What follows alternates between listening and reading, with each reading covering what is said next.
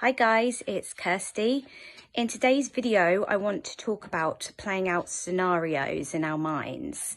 I want to talk about why we might have started off doing it, why we might continue to do it, and why it's hard to stop doing it or reduce doing it. And I want to offer some tips to help reduce it. But before I go into that, I'd like to ask, please do subscribe by clicking on the subscribe button below in order to stay up to date with new videos as they're released. So playing out scenarios in our minds is something that most people do with or without OCD or anxiety. People do it maybe to try and get to the bottom of a situation. Or they might sort of just do it because they're angry and they think, oh, I wish I'd have said this. Or they might be almost like practicing a confrontation or how a conversation might go. They might be trying to remember what somebody else said. But for those of us who suffer from anxiety and OCD, this can actually become a bit of a problematic mental behaviour, because it can actually become quite compulsive. Because quite often the reason we continuously play these scenarios out in our minds is because we're trying to find an answer to something in order to eliminate uncertainty and in order to eliminate discomfort and avoid certain situations happening. And the problem is that we're trying to do these things, but actually by doing that, we're making it worse. So it's misguided attempts at trying to stop bad things happening and to try and work out a situation. As with all avoidance and compulsions, it just makes the problem bigger and it becomes quite unhelpful for us. What we may actually find is that after a while of doing this, it becomes almost like an automatic thing. And we're almost not aware of the fact that we're doing it or that it's a compulsion. And it can be quite hard to stop, which is why I wanted to cover this topic in this video, because it's definitely something that I've experienced myself. It was a huge compulsion of mine. And you can find yourself dipping into it quite easily without even realizing. So we may originally find ourselves replaying a situation in our mind. It might feel quite harmless at a time, but we're just trying to get to the bottom of something. So I want to start by giving some examples of when it comes to OCD, particularly scenarios that we may have started replaying our minds. So the first one I want to give an example on is perhaps relationship OCD. So you might be going back to the time of when your ROCD started and trying to work out what could have led to it and if something was actually going wrong in the relationship. So you might be trying to work that out to try and get to the bottom of, is it ROCD or is it the relationship? Also with ROCD, you might be doing it going over scenarios in your mind in order to try and test yourself as well, to test your feelings. So you might run through the idea of breaking up with your partner in order to see how you feel about it, to see if you feel actually upset or sad enough. So you have evidence of the fact that you don't actually want to break up with your partner. So those are a couple of examples of what you might do in ROCD with running through scenarios in your mind and why. So similarly with sexual orientation OCD, you may run through scenarios of where you're with different people of different genders in your mind to test how you feel about them. Again, you're trying to get to the bottom of whether you like the idea of that. And, if you don't like the idea of it, you might use that as evidence. Okay, it's safe, it's OCD. You may even run through these scenarios in your mind to try and provoke anxiety. So you can use your anxiety as evidence that it's definitely OCD. So with these examples of sexual orientation, OCD and ROCD, like I said, you're sort of running through scenarios in your mind to test yourself, to test your feelings in order to get to a certainty about the situation. So you may also find yourself doing this with POCD, similarly, trying to run through scenarios in your mind to check for feelings of disgust. you know, to check that you're, you know, you don't like these thoughts. And again, with harm as well. I'm running through these scenarios in my mind to check if I'm suitably horrified at the idea of committing such an act. You know, so there's in various different themes, there's lots of different ways that we might run through it in our minds in order to test our reaction to it. You know, we've got the thermometer internally and we're trying to check how we feel about the scenarios in order to eliminate the uncertainty, because the uncertainty is uncomfortable. You know, quite often with these scenarios, we're trying to prevent something happening, like, you know, doing something bad or making a mistake in staying in a relationship that might not be right, or making a mistake in being with the wrong gender or something like that. So we're trying to avoid making these mistakes. So we're trying to test ourselves to eliminate the uncertainty that we're definitely not making mistakes. But of course, the more we do this, the more we test ourselves and look to feel a certain way, the more we can find ourselves pushing ourselves in the other direction, and it having the complete opposite effect then, in that we start to even like maybe feel like we do like those thoughts, and we get even more trapped into this cycle.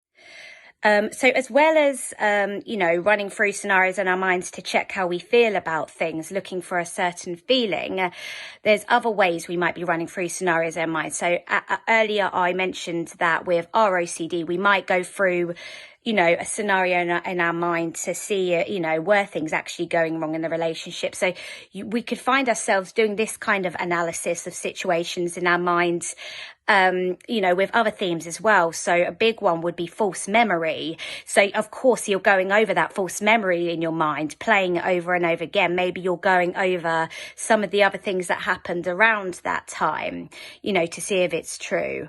Or perhaps with real events OCD, you're sort of going over that event in your mind again to see if it went down exactly the way that you think it went down. Did you miss anything? Again, this is all to eliminate uncertainty, to eliminate the discomfort. You know, to know that, you know, the way you acted in this real event didn't have a knock-on effect that caused something terrible to happen. So you're trying to eliminate, you know, any chance that you would have to feel this kind of endless guilt about something. So in terms of other ways that we could find ourselves going over scenarios in our minds, so we could find ourselves compulsively going over conversations. So at the beginning of this video, I talked about how with or without anxiety or OCD, people go over conversations and things in their minds, thinking I should have said this or I shouldn't have said this. But as I said previously, when we repeatedly do it with OCD and anxiety, it becomes a problem for us. So it might be that we're afraid that we said something we shouldn't have done, and we're going back into that situation to try and remember that, you know, did I say that thing, and you know, did I say the wrong thing, and are there going to be really bad knock-on effects, or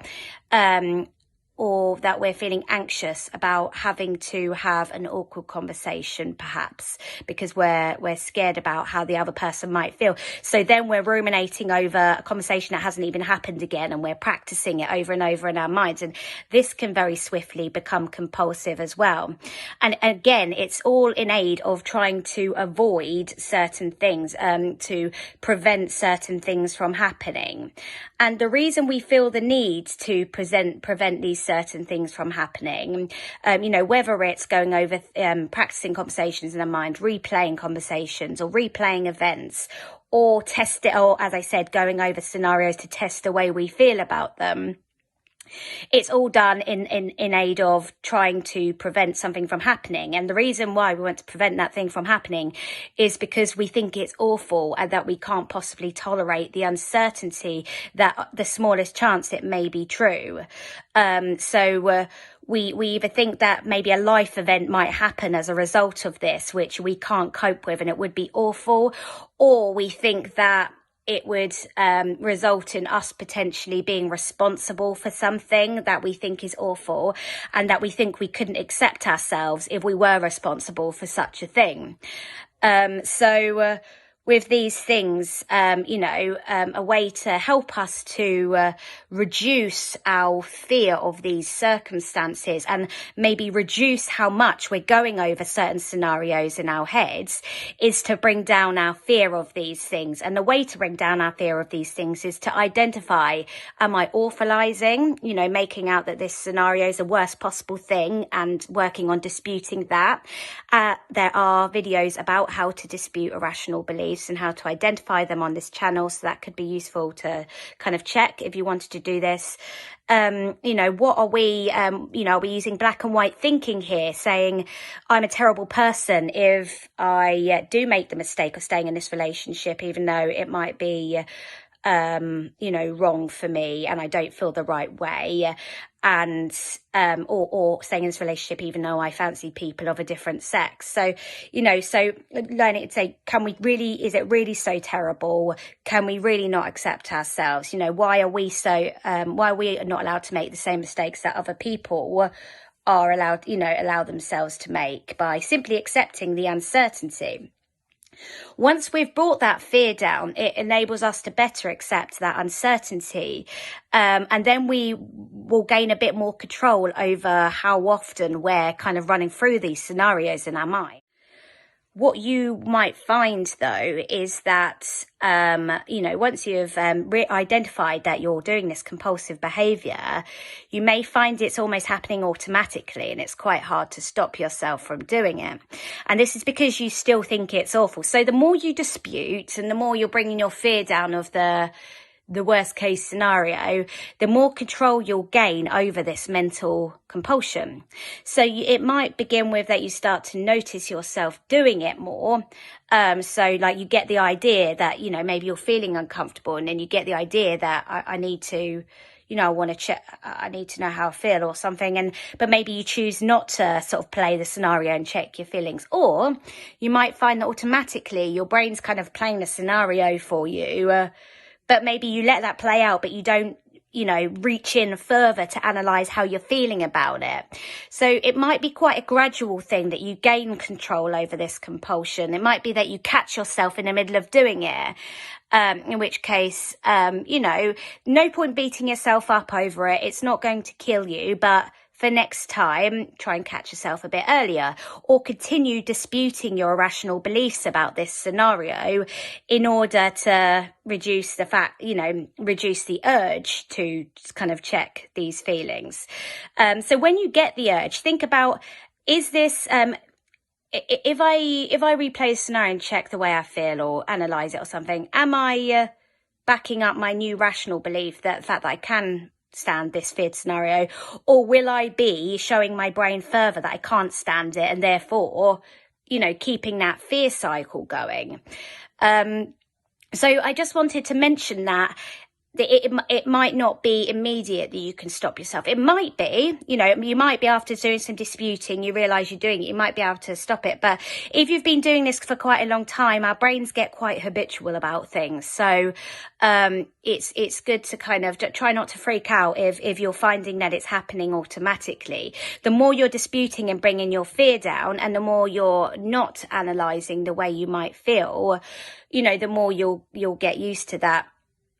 So I just wanted to mention that it's quite important. So I hope this video has been helpful in terms of talking about this particular compulsion of replaying scenarios, and the different, the different reasons why we do it, and the different themes and we do it for. It could be any, it could of course be under any theme, like I said. Another one that I didn't mention is checking things as well. You might have to keep on going over, replaying leaving the house and checking, did I do the checks, and trying to remember if you did. And of course, the more you do that, the more you doubt yourself. Of course, it's the nature of OCD. So I hope that's been helpful in terms of giving these examples, talking about how we can start tackling it, but also warning that it might not be something that you can immediately stop, but you can gradually work on reducing it. So I hope it's been helpful, and thank you very, very much for watching, and take care. Bye.